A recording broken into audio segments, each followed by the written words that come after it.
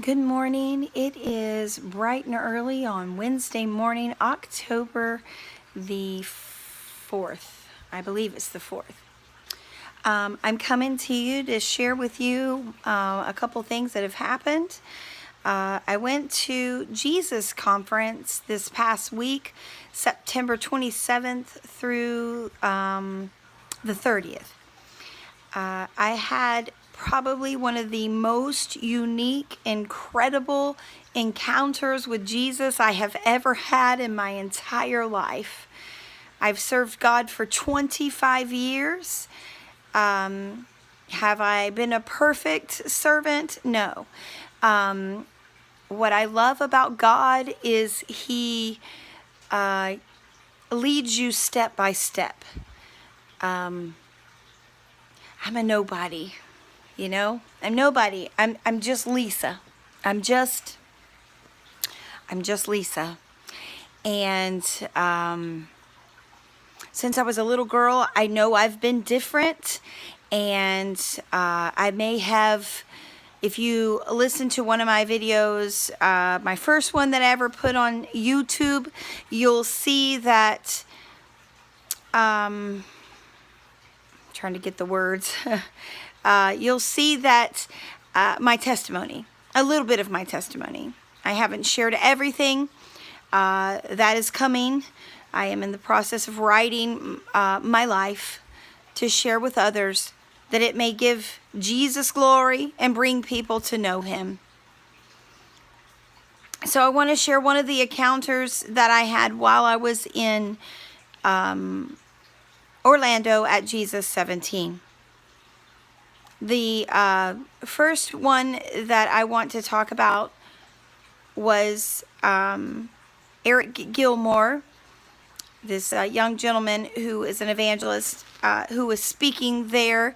He can usher you so quickly into the presence of God, and just by his voice, very incredible. He was talking about tasting and eating, and one of my favorite things that he said was, snuggle, don't struggle. I'm going to grab my notes so I can share a little more. I need to talk quickly because, okay.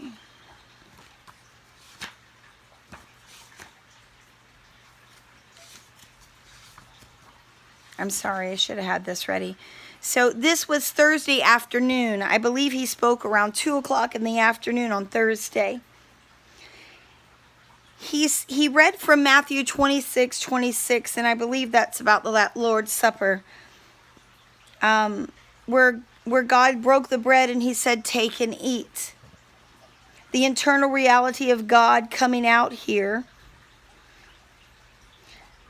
And He said, ingest Him and swallow Him.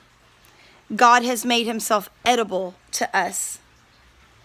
We need to eat to live. Now He is our food. So at that moment, when He was speaking, I no longer could hear Him. I went from sitting in the chair to on the floor, crying out to the Lord quietly because I didn't want to be disruptive. And then I was transported in my mind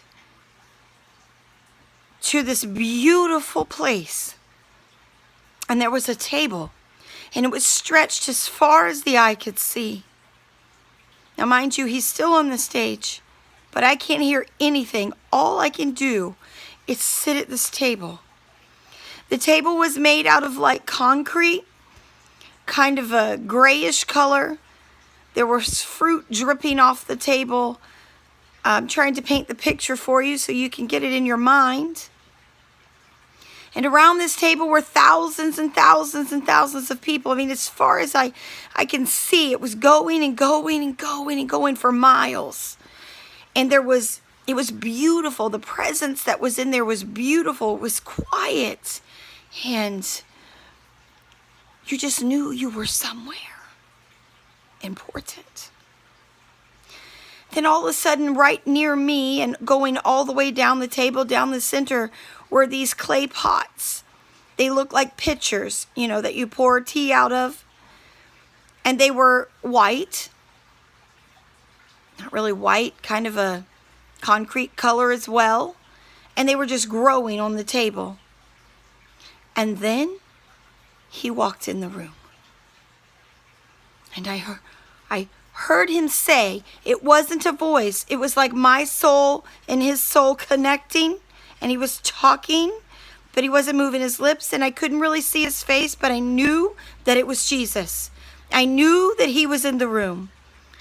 And then I saw him kind of like take parts of him and put it into the vessel, the pitcher. And he said, I'm pouring myself into these vessels. Then the people that were sitting around the table, they had their eyes closed and they would just open their mouth. And as they opened their mouth, he picked up the pitcher and began to pour this himself into them, but that self turned into wine.